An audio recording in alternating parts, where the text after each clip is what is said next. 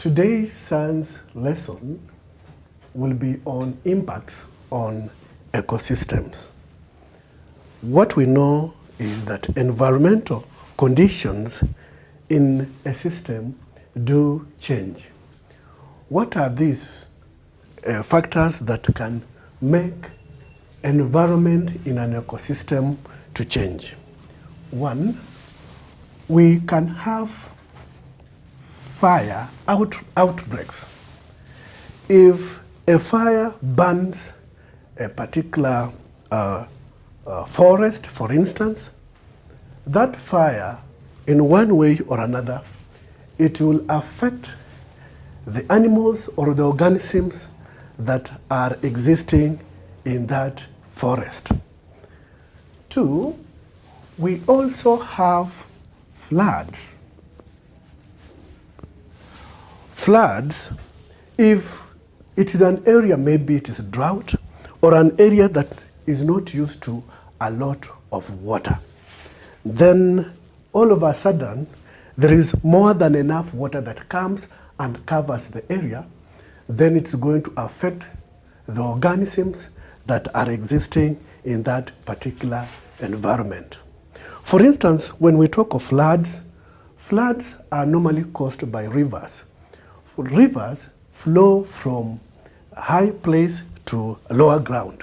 Now, if rivers will flow from a mountain and towards the lake, and then they happen to carry a lot of soil and a lot of sand towards the lake, these soils, if they are deposited in the river banks or in the riverbeds, they can cause the aquatic life that the animals that live under the riverbeds not to exist quite well, because they can cover them, and aquatic life, like the plants that are growing that need sunshine, they can fail to grow normally because they have been covered by these sediments that were poured up by floods.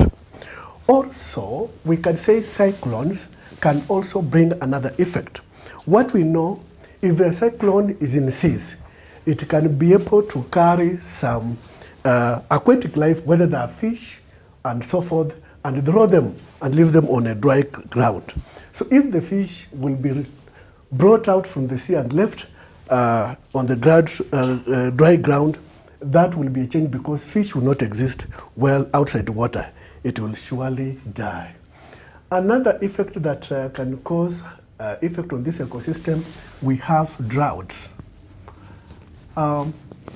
Drought is a long period, a long persistent period without water. If that particular ecosystem and the organism that were existing in a particular ecosystem were used to water, we know for animals, for organisms to exist, they require water. So if water is absent for a long time, what can happen? This ecosystem can fail to support such kind of organism, and you will find some animals might die. They can starve to death because there's no water.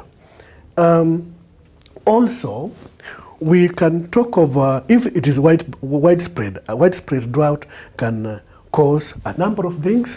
One, if it is short-term and long-term consequences will come. But we can say also an ecosystem can change if human beings intentionally decide to introduce new organisms in an organism. So if you introduce new animals or introduce other organisms, living things in an ecosystem, that ecosystem will change depending on the way they're going to relate on their eating styles. So we can now talk of sustainable ecosystem.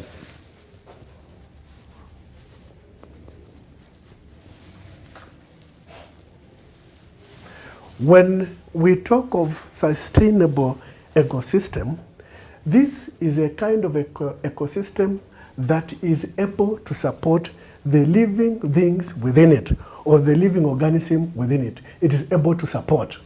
We also have an unsustainable ecosystem whereby the ecosystem fails to support the living organism within it for a longer period. Maybe it can only support it for a shorter period, and when it fails, then the living organism that it was supporting, they will either perish, disappear or get extinct. So we can say sustainable ecosystems are diverse and are able to provide for the needs of organisms living there for a long period of time. And we say such a kind of ecosystem is sustainable because it is able to support the organisms that are within it. In a suitable ecosystem, there are a variety of species. So we are saying in a suitable ecosystem, there are a variety of species, and when we talk of species, these are different types of organisms.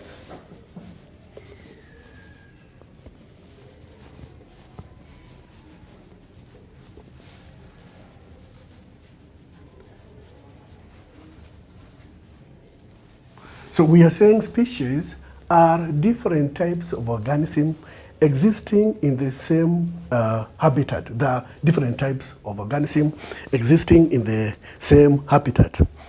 Most of these organisms have a variety of food resources. We are saying an organism cannot only depend on one type of food. It can always change from, if that food becomes scarce, it has got other alternatives. Maybe we can give an example. In a wildlife or in a game park, we can have a lion, and we can say what we know about the lion is a carnivorous. It is an animal that eats other animals. It can eat antelope. It feeds on antelope, but if the antelopes become scarce, it can go ahead and feed on buffaloes. And if buffaloes also become scarce, it can feed on wild beasts. And if wild beasts are no longer there, it can also feed on giraffes. So what we are writing, the antelopes, buffaloes, and giraffes are alternative food for this organism called the lion. So what we are saying is that an organism in a particular ecosystem does not depend on only one source of food. It will change its source of food as long as that food becomes scarce. We are saying that natural ecosystems are sustainable ecosystems. Human activities do affect this ecosystem. This can result into sustainable ecosystem or unsustainable ecosystem, depending on human activities. Human activities can interfere with this ecosystem. They can interfere positively and ensure they have interfered with the ecosystem, but still the ecosystem is still sustainable. But if they interfere negatively, then it can result into a condition where we have unsustainable ecosystem, whereby the living organism within that ecosystem will have to perish or will disappear. Human influence on ecosystem, that human can influence ecosystem of that particular species. That particular species can live because their needs are no longer met within that ecosystem if it is interfered with. For instance, if a particular organism depends on a particular meal, and that meal, the ecosystem fails to provide that particular meal, then that particular organism will leave that environment, will leave that particular ecosystem and move, or if it fails to move or to get any other meal, then that particular organism will surely die. If the species cannot find a suitable place to live, then there is a danger of it getting extinct or disappearing altogether. How can human beings interfere with the ecosystem? For instance, we can talk of oil spillage.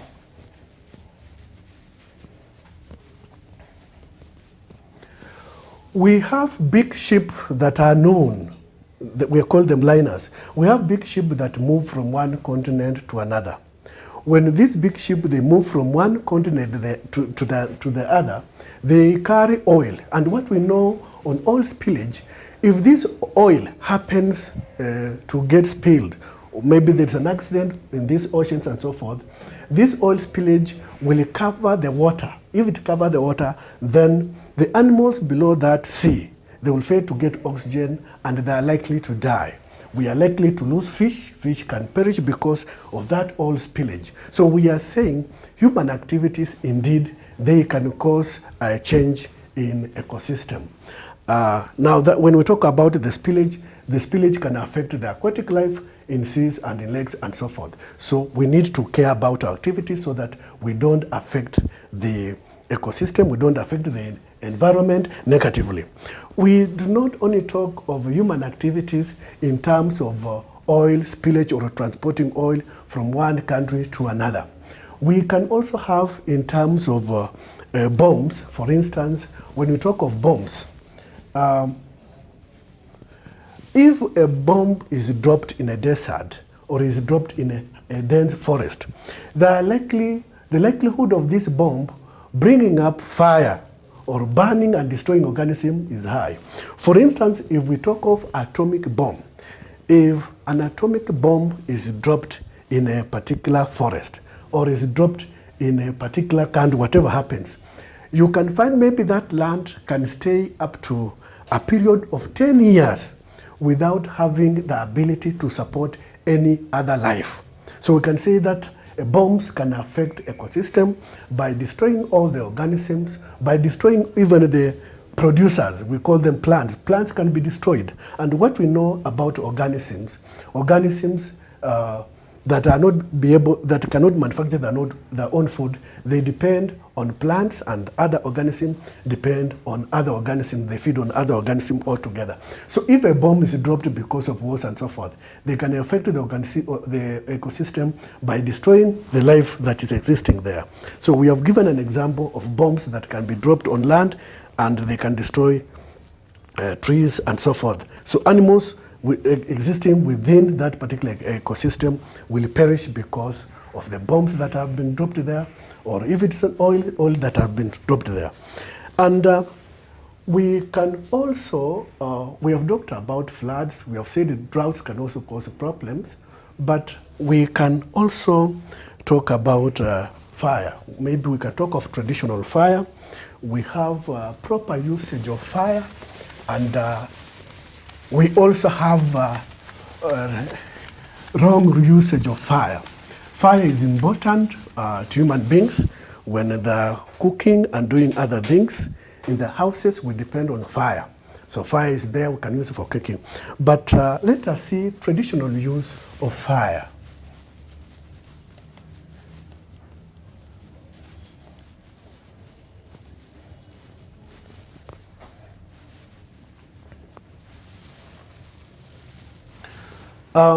When we talk of traditional use of fire, then we can see that fire can cause a lot of changes in an ecosystem, and fire is an important part of ecosystems.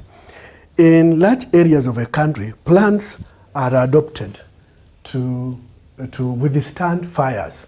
What happens is there are plants which can fail to reproduce if there's no fire.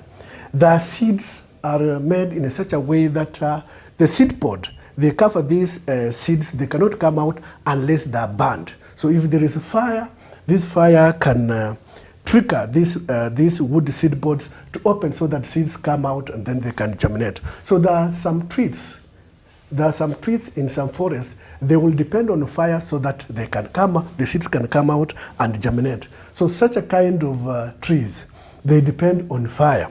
So what we are saying, fires are important in ecosystem, but depends on the intensity of this particular fire. If it is fire of high intensity, can it destroy plants, and at the same time it can also destroy other living organisms. So what we are saying, other plants, they do recover quickly from these fires because they have the taste buds that are hidden within their trunks or stems. Once the fire is gone, you will find that these buds will sprout and the leaves will grow, and you'll find that within that environment again, we are having green leaves that have sprouted up and so forth. So what about traditional use of fire? On traditional use of fire, people used to use fire when they were hunting. They were hunting for the antelopes, they were hunting for these wild animals. So the hunters, when they were hunting, they could burn some areas so that the antelopes, the kangaroos, could run from this end towards another. And the hunters will wait these antelopes or the kangaroos at the other end, and it was easy for them to catch these antelopes or the kangaroos. That was a traditional use of fire. So we are saying when such a fires were used in forest, they were able, this fire was of low intensity because they used to burn maybe 2 to 3 years they were burning, so they could only burn small trees, but bigger trees were not burned altogether. So this ended up coming up with the woodlands and a large area where you could grow your plants and harvest crops. Such a kind of fires were not bad because it increased the grazing field, because after the fire you could find now the grass that was growing was green enough and it was in plenty. So such a kind of fire, traditional use of fire, was not wrong. It was not having a negative impact on the ecosystem. Different areas were burned at different times, so they could burn one area while they have left the other. So what happens, such a pattern provided a variety of habitats for different plants and animals. This became a source of constant food for traditional people because they could get the animals, some animals could run and hide it towards the other areas, which was okay. But if you come up, if there was no constant burning of the forest, and the forest stays up to 20 years without being burned, so if the fire breaks out, that fire will have high intensity and is likely to destroy all the plants because the fire, the intensity of the fire is so high and some animals can be killed. So it is maybe recommended that we have some kind of traditional fire, small fires that will keep on so that you reduce the energy that is there, that is withheld within these trees and organisms. We can look at fuel reduction burning.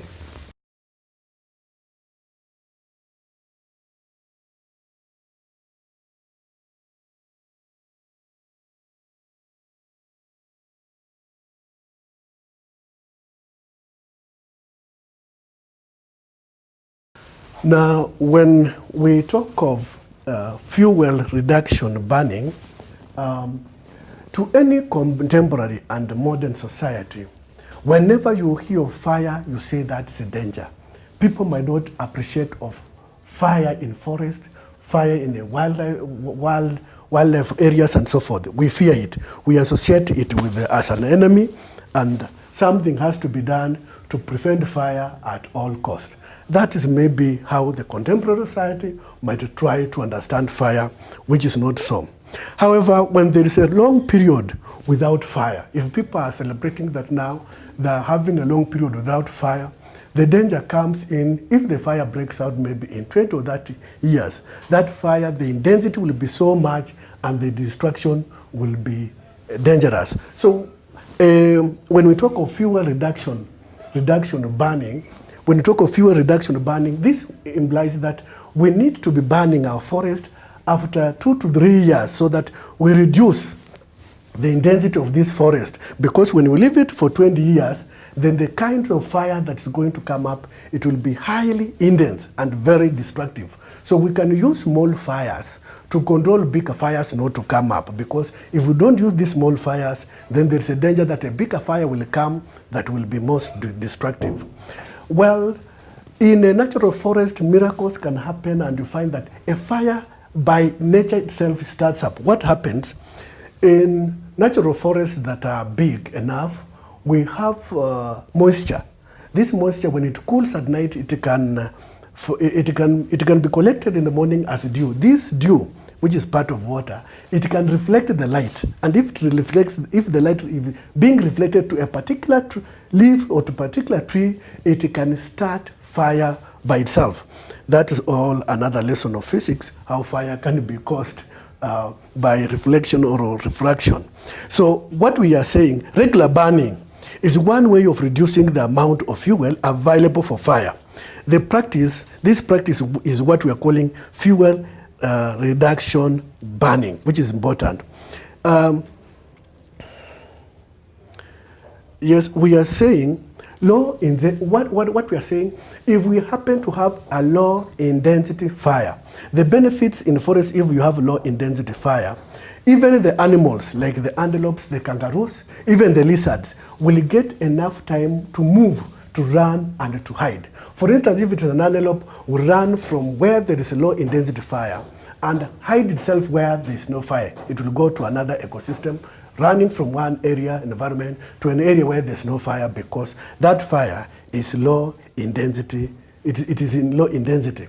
Even a lizard will hide itself in woods, or it will hide itself in holes.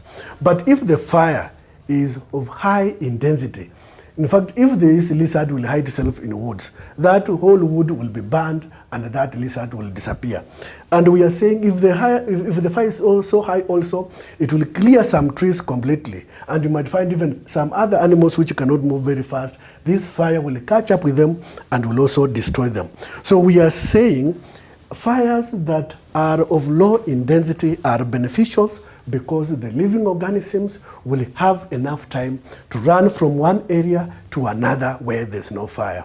And such a kind of burning, you burn an area, then you burn the other area later on. So this burned area, these same organisms will get enough time now to come to this burned area, and they will be able, if there are birds, they will be able to build their nets again and breed, and the trees will grow again. They will be able to grow, the leaves will be there. So we are saying low intensity fire is beneficial. It is controlled, but high intensity fire is dangerous because it will clear the environment. The animals that will try to hide in holes will all be cleared.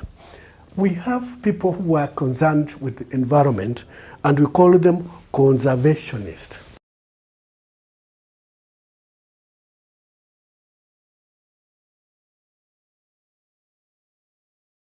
The scientists who are concerned with the environment, that we need to maintain good relationship in the environment, these scientists, we call them conservationists.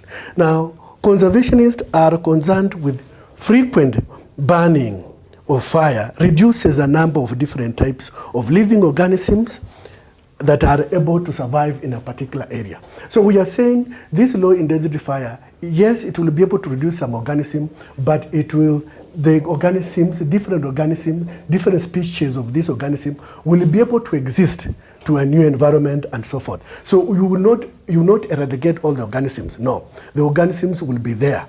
The species will be there. So the conservationists, the scientists have studied effects of fuel reduction burning, and they have discovered that a variety of ecosystems have found out that a variety of living organisms are not affected. It's only that a number of few organisms who are weak, they can be cleared by fire, but most of them are able to exist, to live through these fires. The ecosystem, the ecosystem in a burn area still have all the same types of plants. They still have all the same kinds of organism or animal before, but actually the number of some individual organisms will reduce, but the same species will still be there in a new environment. It's only that weaker animals or weak organisms will have reduced. So we are saying carefully planned burning will be able to control ecosystem and will maintain that ecosystem into a sustainable level. The dense vegetations of an area left unburned will act as a protection for small birds and yes, will act as a protection for small birds, and they will go there, they will hide from the predators. That's the unleft burned areas. So small birds will go there and hide against the predators.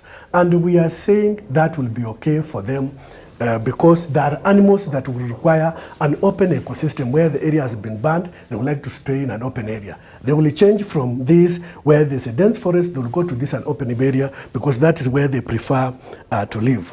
We are saying we can use fire, we know fire to prevent fire disasters. If a fire breaks out in another region, you can easily use another fire to stop that other fire that is coming. Use fire to stop another fire. When you introduce fire, this fire will not just start with high intensity. The fire will start with the low intensity. So as it goes on, you can control it when it's still small so that it goes to meet this other fire that's coming up that is of high intensity.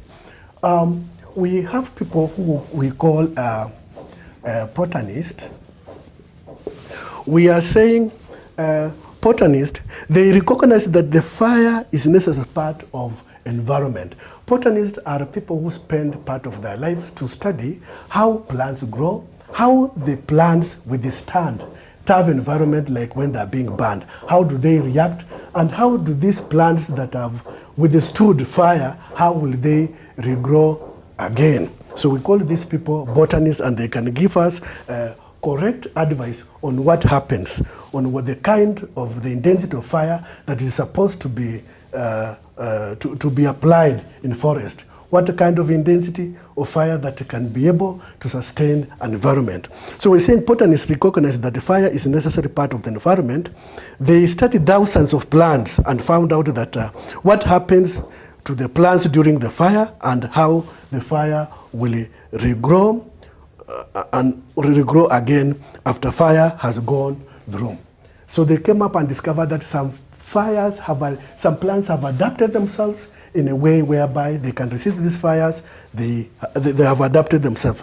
Use of this from such information we collect, they can give correct advice on how frequent the forest can be burned. Can we burn this forest after 3 years, or after 2 years, or after 5 years, depending on the intensity and on the level where they've agreed that with this kind of fire will be able to sustain this ecosystem. Now, when we talk of fire, we have a group of people who we term as fire monitoring technology. There is a technology that you monitor fire, fire monitoring technology.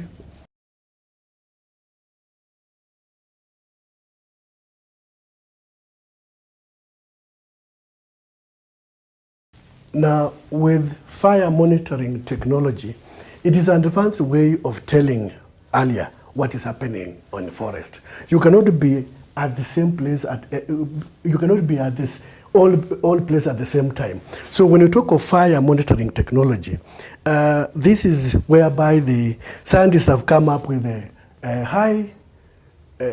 technological way of observing fire, and they use a satellite to observe where the fires are coming up. Once they've known how this fire is, then they can decide a method they are going to combat this particular fire. Will they use planes to deal with this fire? Can they use water to deal with this, to extinguish this fire, and so forth? So fires, within a year, there are seasons when we say the fire seasons, when fires are likely to break out. So these seasons, people need to be very careful during this season so that they know that during this time fire can break out and what kind of measures you can use in stopping this fire. So there are seasons when fires are are likely to occur. So the satellite systems have been set. We have a satellite system called Moderate Resolution Imaging Spectroradiometer Sensor. So we are told, in short, it's called MODIS. This technology is there to be able, it is there to detect any form of fire that comes in forest. So we are saying when these fires come up, they are able to know in advance and to know how to deal it. If they have to stop this water, can they use some gases to put it off, or can they use water to put it off, and so forth? Or can they use other fire to stop this fire? We have seen how fire can affect an ecosystem. But now let us also look how flood can also affect ecosystem. We know flooding is when by water comes more than enough, and then it goes to areas where it has not been like so. So floods, we are saying floods change ecosystems, and they change ecosystem. Some ecosystem existing like in a lake is a home of aquatic animals and other organisms that are living there, plants and so forth. But during floods, we are told rivers as they flow into such a lakes or in such oceans, they can come with soil, they can come with sand and everything else. When this sand reaches the floor of the lake and so forth, they will cover the aquatic life that we have under the riverbeds or under the lakes. And that one is going to affect them. So we are saying when sand remains for years, for instance, during flooding, maybe over the riverbanks and so forth, this sand that remains can have wild flowers germinating on them, covering large areas of a lake and so forth. So this sand, it can be soil that is very fertile, and you find other crops are growing on this sand that was brought by floods. Crops will grow, we are saying that's okay. When these crops grow, they will attract some insects and other organisms that will come and live and depend on these crops. However, if it's a lake, when water recedes, if it's in the desert, for example, a lake that is found within a desert area, when water recedes, then that will be the end of this ecosystem that was only formed during flooding. The flooding came, there was enough water, there was enough soil, there was enough fertile land. So the crops grew, the wildflowers grew. When the insect came and depended on this, the beetles that depend on these flowers, when the ocean or the lake recedes, then it will be also an end for this kind of ecosystem. The animals that the flowers had attracted, the animals will also perish because the flowers have died. So such an ecosystem will be for a short while, and then it will disappear. But what we are saying, floods can destroy ecosystems in lakes and so forth because of the soils that settle on on the riverbeds, that settle on the seabeds, on the lake beds and so forth. But we are saying, how can we control flooding to the extent whereby the aquatic animals cannot die? The organisms that are living and existing within the ocean cannot perish. What can we do? Maybe from the beginning where the rivers are flowing, if you build terraces and gabions to withhold most of the sand that's going towards the river, then you are controlling, you are enabling, you are ensuring that whatever is flowing is water alone and is not carrying a lot of sand, is not carrying a lot of soil towards the riverbed, towards the lake bed and so forth. So you will have assisted in ensuring that aquatic life within that lake is maintained. That's one way you can try to control flooding, that yes, let floods be there, but these floods, we should control the amount of soil that is being carried along so that we don't lose aquatic life that is within the lake or within the water. Most of the living organisms in the water will die if we don't control the whatever is being dumped inside the sea or inside the lake. Now, when we talk of flood, we have what we call flood plains.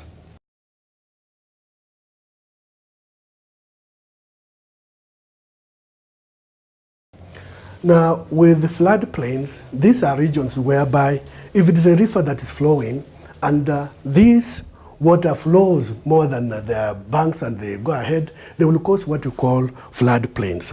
Flood plains are areas along the river bank of a river and streams that flooded when the water levels are high. So when the water levels are high, they will flow, and when they flow, there are flood plains. This water will be captured in flood plains. If there are any human beings or any ecosystem within the flood plains, it will be affected with the water that has overflowed.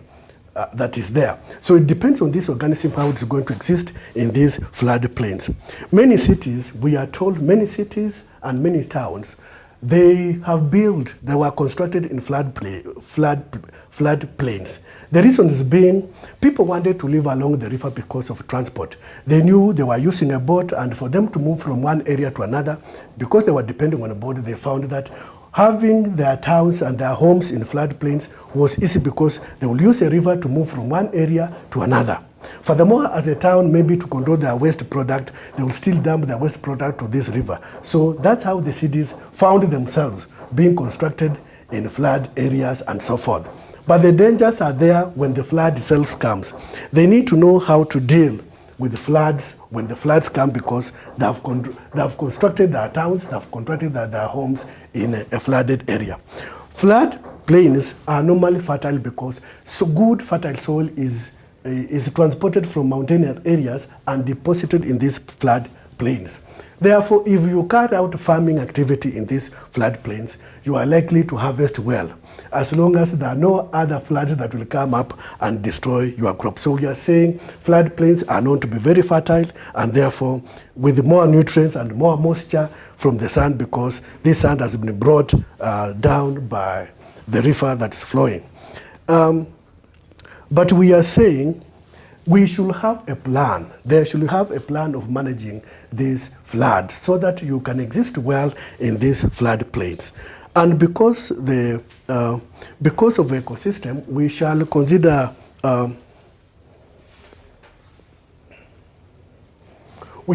when you are managing floodplains, what should you do? What are the important key things that you should consider when you are managing life in floodplains? We can say what we have to put in mind, one is there are natural ecosystems on the floodplains that need not to be disturbed. So whenever you are trying to manage floodplains, remember the one thing, we have natural ecosystem.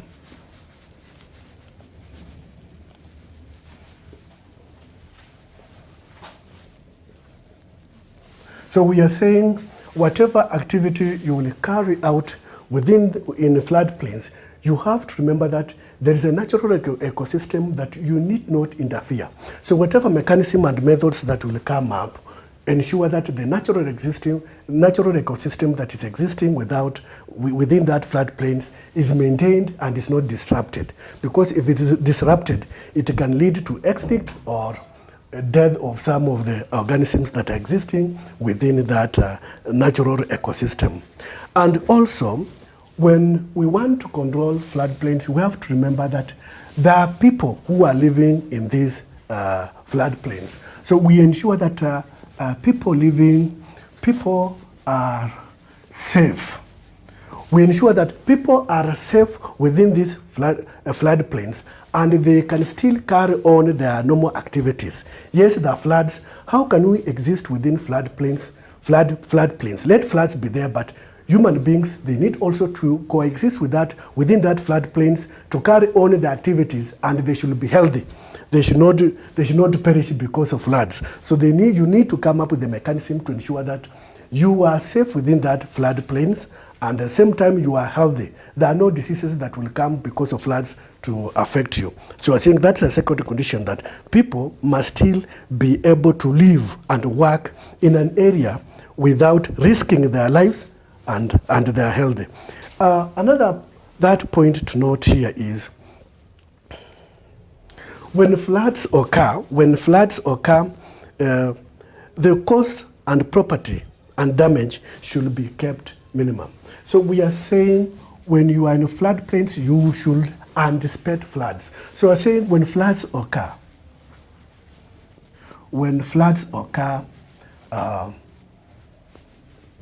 their damage should be minimum. Should be minimum, if any. So we need to control the kind of damage that can come as a result of floods that come along. That yes, floods are coming, but let us try to control the damage so that it's not severe. So we talk of now flood management.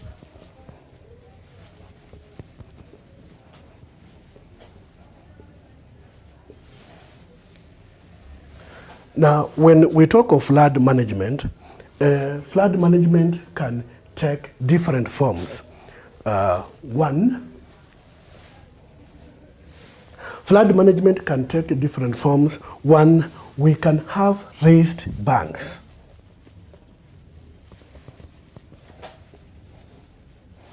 We can have raised banks. This is now we are dealing with the river. The river that easily overflows, we can raise its banks so that it cannot easily overflow and affect people who are living in flood plains. So, and we can raise these river banks by constructing what we call levees. So levees are constructed on river bank so that they raise their banks up so that the flood plains, the river cannot overflow anyhow and affect people who are living in floodplains. That's one way. When you build these levees, they will be able to control the floodplains. Another way of controlling flood management, we can have channels. Channels can be constructed to ensure that water is flowing as efficiently as possible. If you construct channels and ensure that water can flow as fast as possible, then the issue of flooding will be minimal. So if you construct water channels, that this water can be able, you cannot stop water, but you can give water its way. So construct enough channels so that this water cannot flood anywhere, but they can leave the area as fast as possible. So we are saying channels can be dug to carry water away more efficiently. And then we can talk also of the use of land in an area.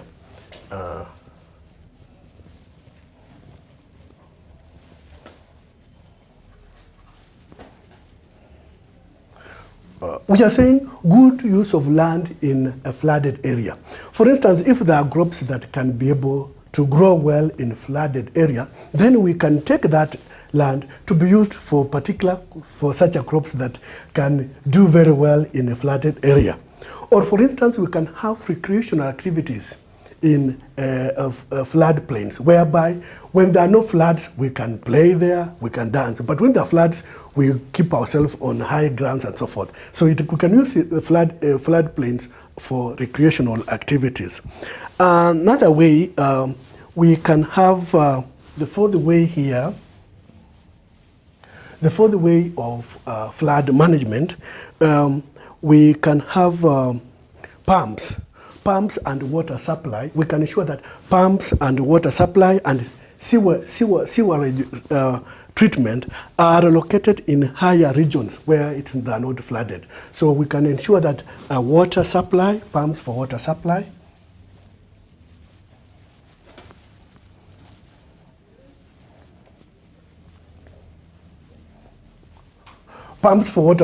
and sewerage treatment are located in a region where it cannot be flooded. Because if you place this water supply and sewerage treatment in flooded plains, there is a danger during flooding. So we can ensure that we put these pumps in a region that is higher where the ground cannot flood in any way. Then the fifth method we can use to control, we can use for flood management is the way we construct our building. We can give enough space for flooding. So construction of building,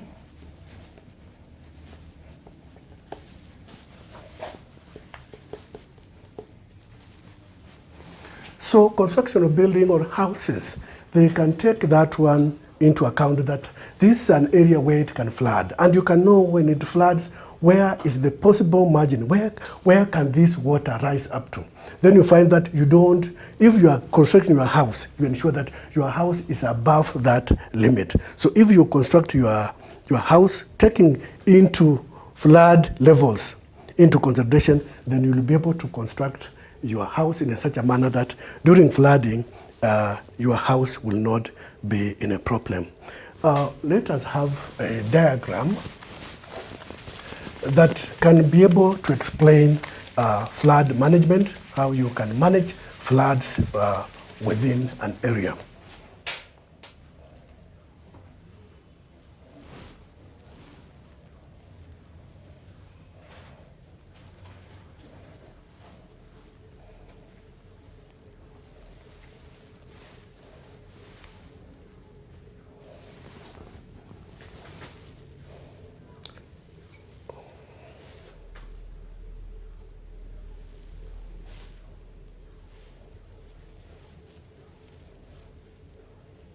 This is C. You can say this C, and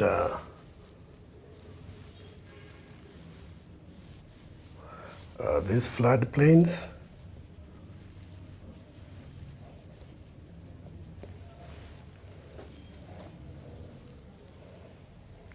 So these are floodplains, and then this region that's coming up. When you talk of in terms of flooding, floodplains, this is very high chances of floodplains, and then very high. This you can just say high, not very high.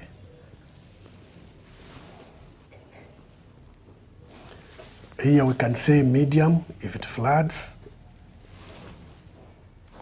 Then this other region you can say low.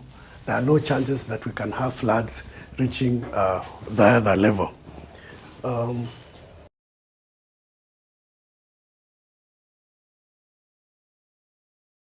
now, we can now have activities. Now, if this area is where we know that floods can come, what kind of activities that we can have here? We can have natural ecosystem here.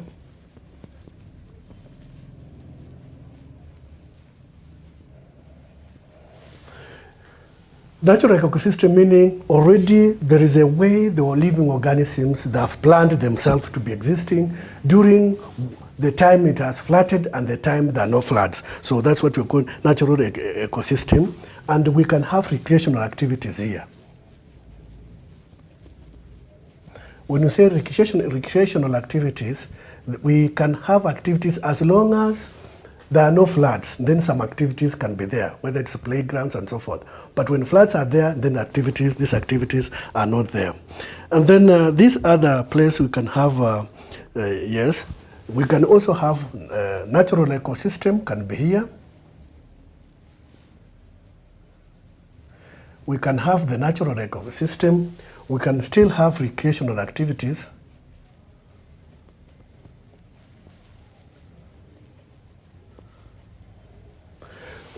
We can still have recreational activities, sports clubs and so forth. But we are saying still flooding is high here. So we are only putting some activities when there's floods, we can be able to move depending on how the flood is. Then where we are saying there's medium, here you can have some kind of industries. Constructed buildings can be constructed there. And here we are saying flooding is rare because you're saying it's medium. And then here we can have residential. Apart from these other activities that we can still have, but we can have residential, commercial activities here.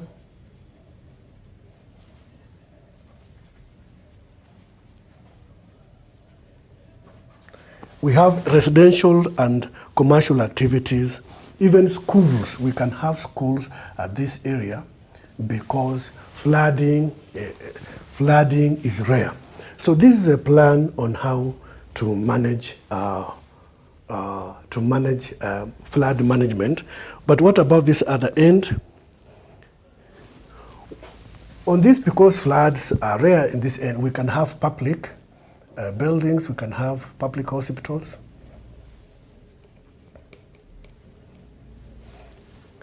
We can still have schools, this area. We can have residential and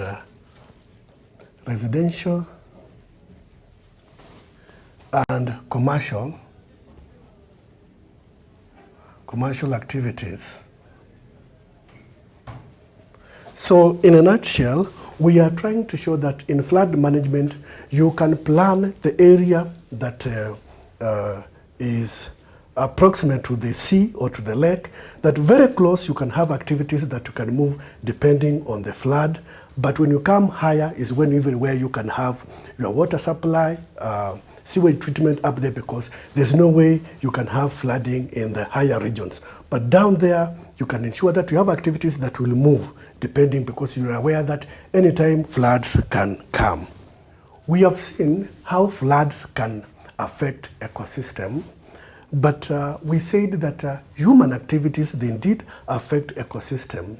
But we are saying, apart from the fires that we have seen, the flooding that we have touched on, We have said, yes, drought can come up. If there's enough drought, yes, organisms can disappear because they need water to exist. But we want to look how human beings can introduce. We want to see how you can introduce some species. You can introduce some species in a particular ecosystem, and that can still affect that ecosystem. Now, introduced species. Many species and plants have been introduced in a country.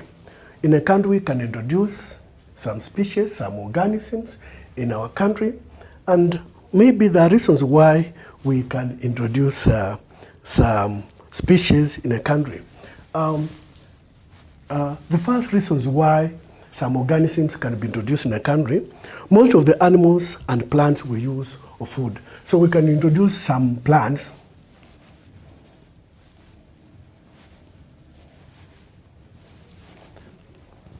We can introduce plants for food if we know that these plants we are introducing, they can grow in this particular environment and do very well. So we can bring those plants. If we know that they are growing in a particular country and the food is okay and the climate within that particular country and ours is the same, these plants can be able to exist well within our country, then we can reduce those types of plants. So most of the plants that we use as food, we can introduce them. Also, we can also introduce animals that we think, animals that we can use as food also. We can introduce them in our country because we know that we're going to feed on them, as long as these animals can be able to exist well in our country. So that's reason number one. What else can be introduced in a country and also affect our ecosystem? Human beings have known to introduce pet animals. Pet animals can be introduced because maybe you love them. Such pet animals are, such animals are maybe dogs,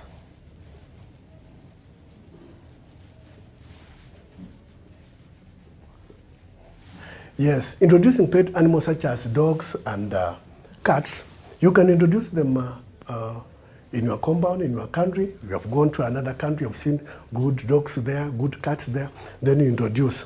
Of course, when you talk of, if at all you are staying in a particular house and that is your environment, and you are affected by rats and mouse that are all over, we normally talk of biological control. If rats are all over, we can kill rats mechanically by using a rat trap. You kill them, you can give them a poison, you kill the rats. But in another biological control, you use an animal to control another one. You introduce a cat, and the cat will deal with that mouse effectively. We talk that one as a biological control, we shall say. But we are saying that you can have animals such as cats and dogs, and they have been introduced to our country because purposely there are people who have some kind of animals such as cats, they want to stay with them. Others, they like the dogs. Dogs are there maybe to control thieves or to alert you.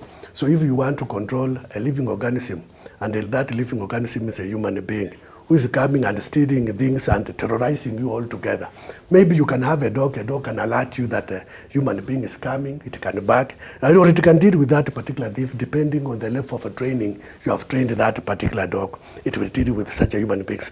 And animals were also introduced in the country depending on modes of transport. So we are saying when it comes to transport, we can introduce some animals like camel and horse.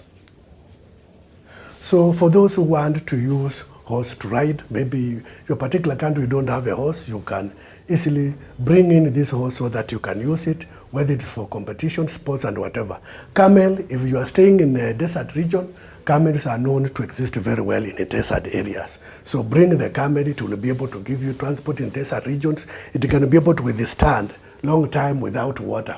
So camels are very effective in a desert land. So when you introduce a camel in your area, then ensure the correct climate is there. There must be a desert around where you want to use it. So such a kind of camel and horse are introduced within a country to deal with either sporting issue or maybe climate. If the climatic area there is a desert region, then camels will be effective in such an area. Also, there are some plants why we can have, we can introduce some species. We can have some plants. Plants from the other areas like jacaranda plant, maybe because it is beautiful or the way it looks like. People will introduce jacaranda plant to a country. People will introduce flowers. They want their garden to be look well. So you'll go to a country, you'll see in other countries there are good flowers. So you can easily carry these flowers, you bring them in the country because you want your garden to look beautiful. When you are bringing these plants, you are bringing these flowers in your country, remember these are organisms, and when you bring them, they will affect the ecosystem. They will affect the ecosystem positively or negatively, depending on how they will interact. So we are saying, majority of these introduced species in a country, the example that I've given here, most of them are beneficial to mankind. Whether we introduce the camel, the horse, we bring these dogs, they are beneficial to mankind. But it can come a situation whereby one way or the other, you find that you have introduced a species that is dangerous, that can be able to give negative effects on the ecosystem that is present. So we are saying most of the introduced species are advantageous. Only very few of them can become dangerous. Now, let us talk about animal control. Animal control, how we can control animal so that the ecosystem is sustainable. Animal control. Now, when we talk of animal control, one, if you are a farmer and you have crops you have planted and animals are there, these animals, if you don't put a fence, they will easily stray into your farm, eat all your crops, and you will be a loss. So you must have some mechanism of controlling this animal. So when we talk of animal control, we say farmers will always build fences to protect, maybe not only protecting their crops from other animals to feed on their crops, but you can also construct a fence to protect your domestic animals from being eaten or being eaten by wild animals, for instance. So we are saying animal control is important. We can ensure this by constructing fences to ensure that some animals don't stray and destroy maybe the plants, or some wild animals, wild dogs, don't come in and destroy our birds that we have in our homes. So when you talk of animal control, then that's okay. We come up with a biological control. Now, when we talk of biological control, it is a method of controlling unwanted pests, and introducing a predator. Biological control, you can introduce a predator, and this predator will ensure that it eats the animal that you don't want, and that animal is called a pest, which is okay. You introduce a predator to control a pest, or you bring in a type of an organism that will compel the pest, will compete with the pest for food and shelter. For instance, when I talk of biological control, if you are in a house and your house is being infested with flies, there are a lot of flies in the house. There are ways of dealing with the flies. We talk of chemical control, but when you talk of biological control, to deal with the flies, you can come up with a chameleon. When you bring a chameleon, this one, we are told it has got a sticky tongue, so it can be able to eat the flies that are disturbing you within the house. And if you do that, we call that one biological control.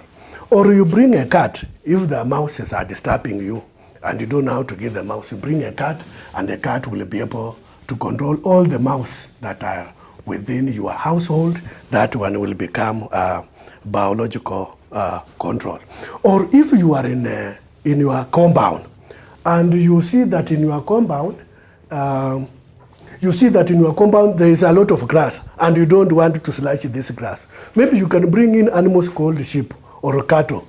Then this sheep will be able to eat the grass and control the grass at a level that you want instead of slashing. So if you use animals to control the grass in your compound and so forth, whatever you are doing now, it is biological control. Those who will use the cattle to ensure that grass is controlled, then we shall say that is a biological control. Today, let us end the lesson there on biological control. Our next lesson will be on effects of industry. Human beings have come up with industry.